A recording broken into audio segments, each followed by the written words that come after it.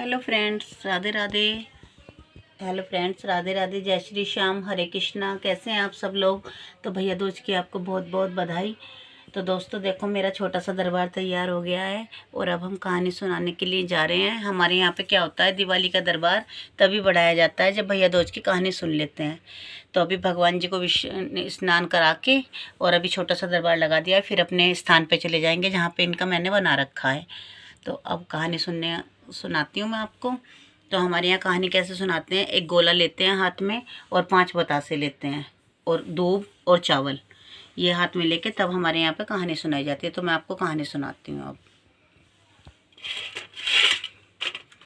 तो बताइए आप मेरे भगवान जी कैसे लग रहे हैं आज? आज देखो गरम ड्रेस में आ गए हैं ये, क्योंकि सर्दियाँ भाई शुरू हो गई हैं। आप लोगों की भी सर्दियाँ शुरू हो गई होंगी दोस्तों। तो ये 5 बतासे लेते हैं हम हाथ में ऐसे, और एक लेते हैं गोला ऐसे गोद में लेके तब हम कहानी सुनते हैं।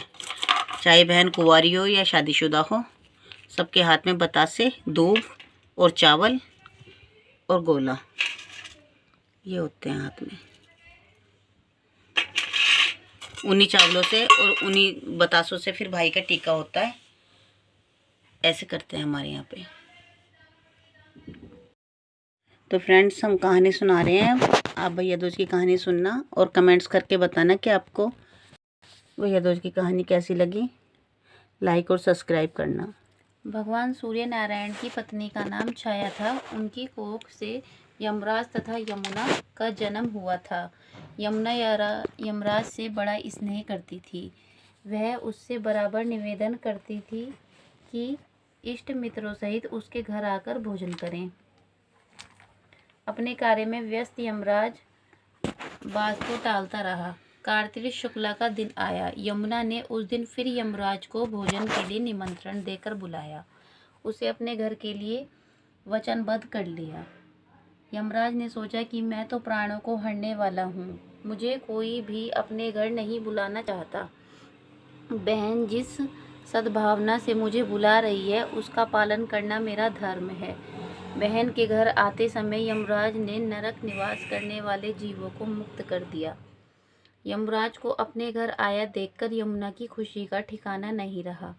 उसने स्नान कर पूजन करके व्यंजन परोसकर भोजन कराया। यमुना द्वारा किए गए आतिथ्य से यमराज ने प्रसन्न होकर बहन को वर मांगने का आदेश दिया। कहा कि भद्र, आप प्रतिवर्ष इसी दिन मेरे घर आया करो।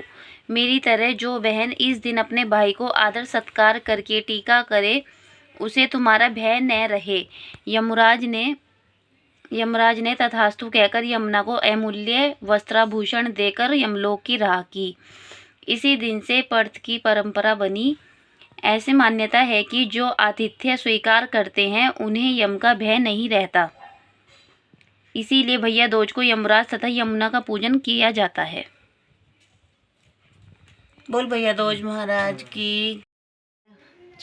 ये छोटी सी कहानी है। ये क्या बहनें होती हैं, कब तक तुम मन जावे, कोई रुई चढ़ावे, कोई पूरी चढ़ावे, कोई जुआरियों की कुछ नहीं चढ़ाते। तो जुआरियों की जुआरी हड़ लें, काले पीले नाते करके दामों की भोरी भर के, जेठ की जिठानी, देवर की देवरानी, चुटक मीनार तेरी कहानी।